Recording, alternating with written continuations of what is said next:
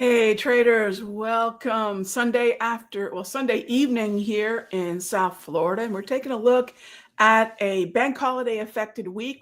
And I thought we'd go ahead and do a little market prep here. A couple big things happening this week. First of all, with the Monday bank holiday, that compresses everything that we would look to see happen over the course of 4 trading days. Everything's going to get mashed, or 5 trading days, everything's going to get mashed up into 4.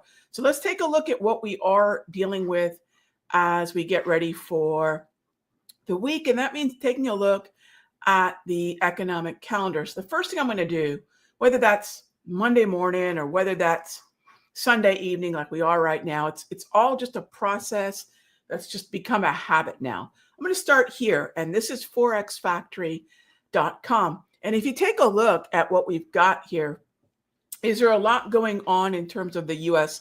market? Obviously, bank holiday on Monday. We go into Tuesday. We have some FOMC members speak, and then tentatively on Tuesday, we do have the president speaking along with Elon Musk. All right, so we know those are not going to be necessarily data-related hot zones. These kinds of events have been popping up obviously since inauguration. And this is just the reality of a 4-year cycle. Gang, we want to separate as much as we can the realities that move the market versus any kind of emotion, any kind of opinion. And the folks who do poorly on election cycles forget that we're really just here to react to the way in which price, volume, volatility is moving. And this is a big part of that time component. On Wednesday, we have a pretty big event. That's going to be the FOMC meeting minutes. So if the press conference and if any of the events leading up till now, the FOMC press conference from January, and then leading into, what was happening behind the scenes? What were the conversations? Who was a dissenter? The meeting minutes is as close to we're going to get an inside peek at ultimately that very curated statement and obviously the press conference messaging. But it is important to remember that that's going to be not as important as an FOMC meeting day, but that'll be the next most important thing as a follow-up to that event. That's going to be happening on Wednesday. We get our weekly unemployment claims, a little bit more FOMC speak, and really not a lot happening in terms of important data until Friday. All right, let's talk a moment about this. There are massive, obviously, a lot of expectation around whether or not we get another quarter-point cut, 2 quarter-point cuts, or maybe no cut at all. It does tend to be, right now, we're going to get 1 quarter-point cut, and that'll be it. It's been teetering as to whether or not we'll get 2. When the inflation metrics are high, we've kind of edged back towards 1 quarter-point cut for the year. And when the inflation expectations are low or flat, we kind of edge back towards 2. And this has just been a back and forth pendulum for the better part of 2 or 3 months. The other thing that could affect the way in which we see expectations move is the health of the consumer. Do they have a job, and are they buying stuff? So last week's retail sales was a pretty important number, and about as important a number as we're going to get aside from the minutes is going to be this little trio right here of home sales. Is the consumer buying a home? Consumer sentiment. What kind of mood is the consumer in? And inflation expectations. So that's going to be about as important a data release as we're going to get this week, again, aside from the FOMC meeting minutes. So whenever there's a number coming out that tells us a little something more about how the consumer's thinking, feeling, spending money, right? Do they have a job? Are they buying things? Are they buying homes? That's going to be another market mover. In those particular situations, like the Friday data, when those are misses, when they're less than expected, that happens to be usually a bullish response. So you're saying, wait a minute, Rog, a negative data point is bullish to the equity markets? It is, because it tends to put the pressure on the Federal Reserve to in some way clarify or alter their monetary policy stance. Now you might notice there's a candle moving here. What is this, Rog?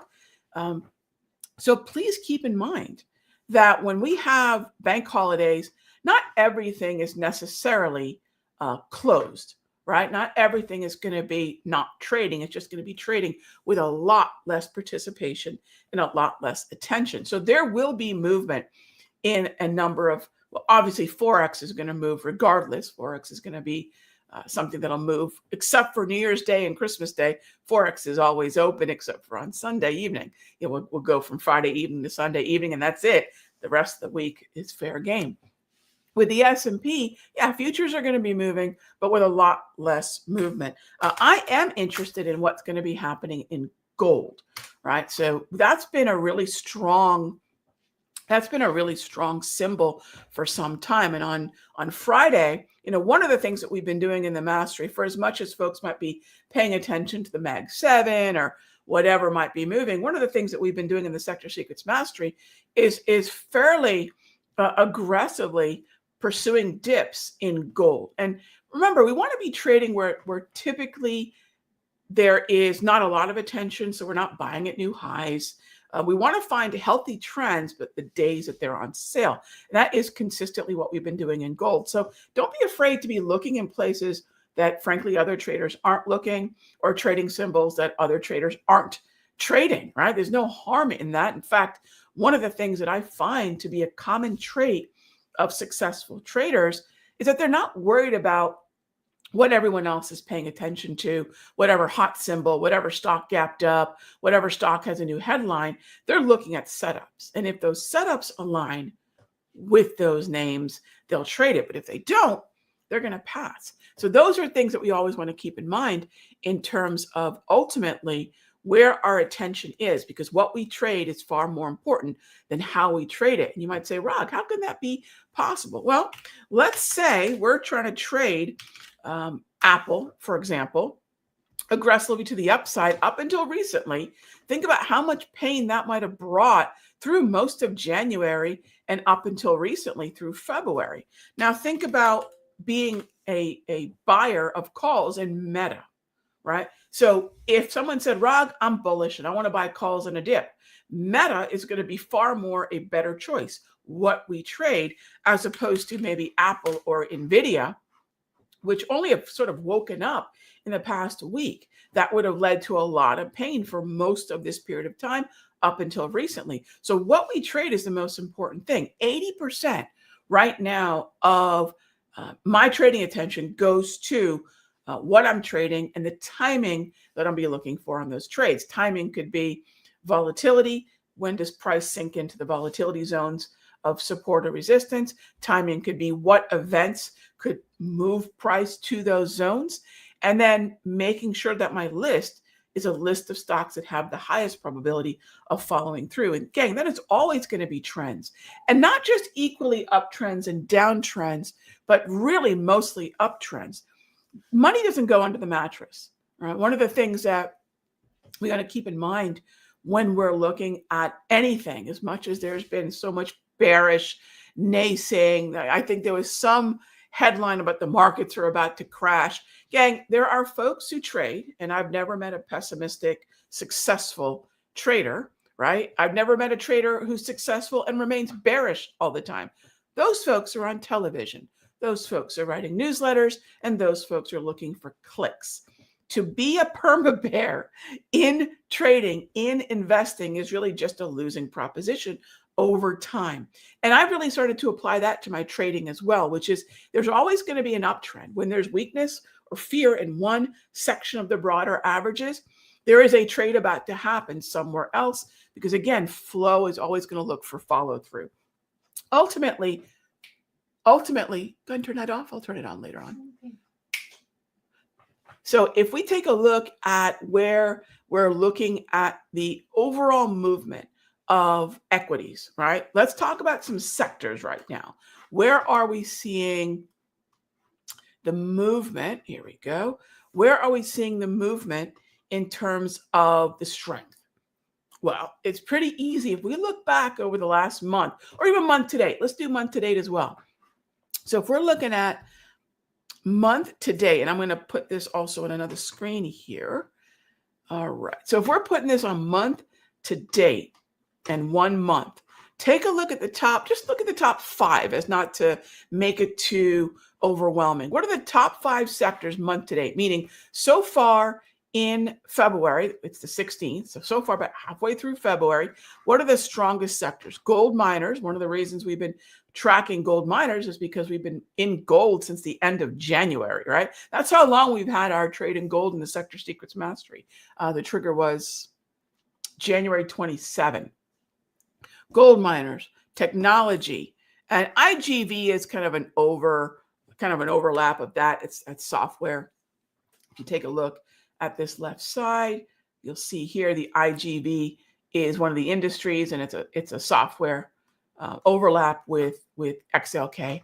SMH, semiconductors.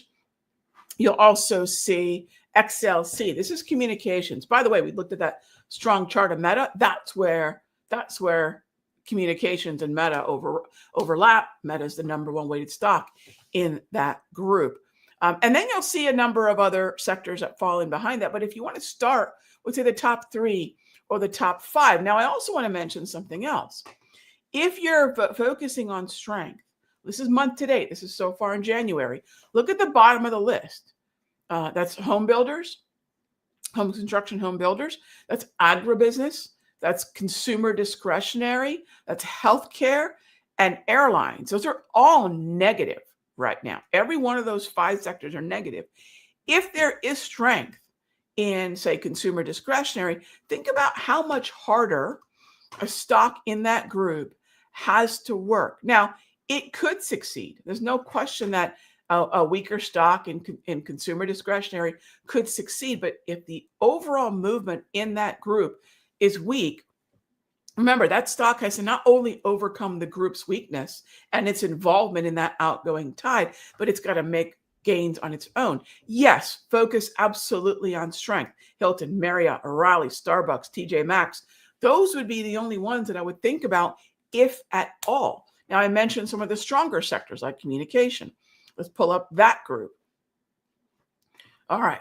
So that is where, when I take a look at something like XLC here, look at the strength names. This is a big part of the way that I scan.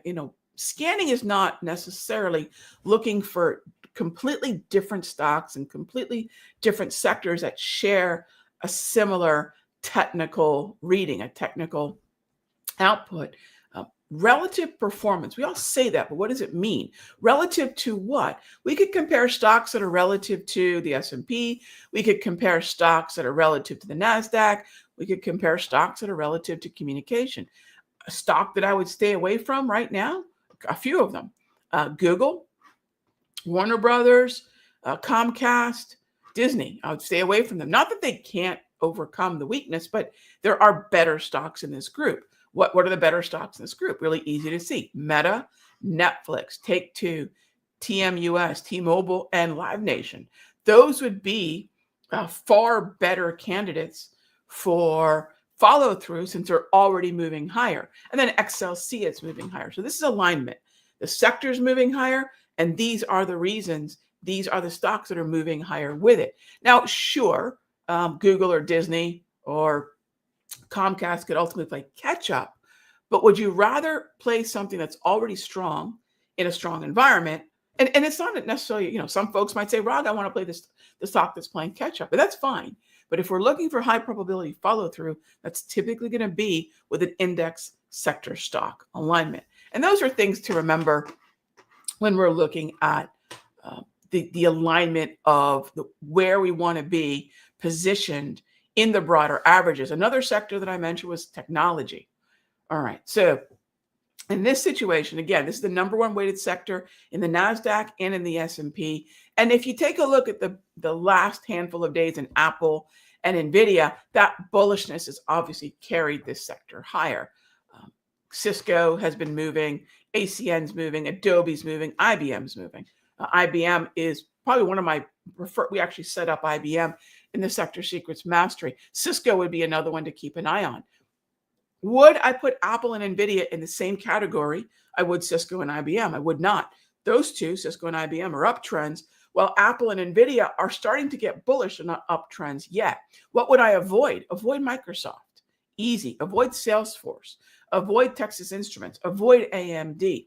One of the things that hurts traders the most is doing the right thing for the wrong stock. And I'm going to define the wrong stock as a lagging or weak stock in an overall slightly bullish sector. And in this case, we have individual stocks that are outperforming the sector. Keep an eye on Cisco and IBM as we go through the coming week. And those are all little things that traders can do to give themselves a higher probability of finding the kind of stocks that have movement. And what you're going to find, whether you're joining me here in our Sunday show or Charts and Coffee, or whether you join me in our Sector Secrets Mastery, you're going to find that overall, the kinds of moves, the kinds of symbols that I'm looking at are going to be very different than what most traders, what the vast majority of what's being discussed on television or frankly in other trading rooms. They're going to be very different unless they're following my process. And of course, a lot of traders learn from this and they're going to find a lot of success trading names that have a higher degree of follow through.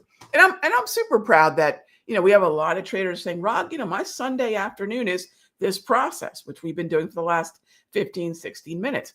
I find out what the week holds in terms of scheduled events. And then I go about scanning the important sectors that are influencing the indices, and then a lot of sectors that aren't influencing the indices. One of the things we've been doing a lot more in the mastery is looking at social sentiment names, or really stocks on the move, stocks that are popular right now. They may not be 6 months from now, but right now there's a lot of attention, whether that be PLTR, whether that be Hood. There are names that are, because of the attention on them, whether that be social sentiment, whether that be the inclusion in the IBD 50, these stocks may not be as steady on a list as the top performing names in the S&P or the top weighted names in the NASDAQ, that kind of thing. But these are definitely going to be names that, HIMS. Are we going to be talking about HIMS 2 and 3 years from now? Probably not. Would we be talking about Microsoft, Apple, JP Morgan, et cetera, 2 and 3 years from now? Yeah, absolutely. So this is a little bit more fleeting a list, but it doesn't mean there may not be really great setups here. Take a look at Dave. Take a look at Docs, Sprouts. Right? There's a number of names on this list. And because they're on this list, this IBD 50 innovator list, they're guaranteed attention. Then our job is to say, okay, which ones have the structure and then which ones have the setup. So structure would be find the trends. Look at how many stocks are trending in this IBD 50 as opposed to, say, the S&P. Take a look at this. Amazing, right? There are different lists that we're watching in the Sector Secrets Mastery. Now, there are some really good names here: Meta, Berkshire, JP Morgan, Lilly, Visa, but it doesn't look anything like that IBD 50 list, right? All right, so this is where I'm going to let everyone know we've got this immersion starting up on, on Wednesday. So the Monday holidays always throw me off. So we've got this immersion starting up on Wednesday. So if you haven't checked it out yet, if you're unaware that we're even doing it, there are a few webinars, or 2 webinars you can check out if you want to learn more about the kind of trades we're putting on, etc.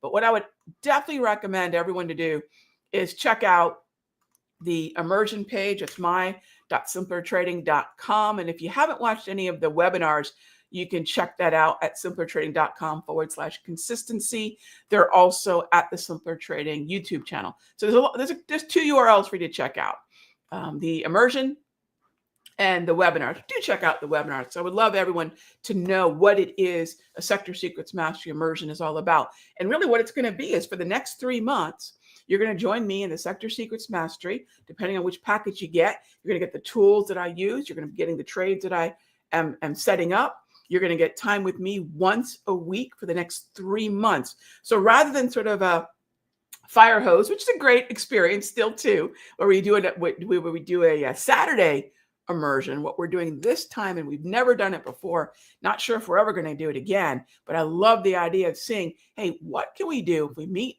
once a week for the next 12 weeks?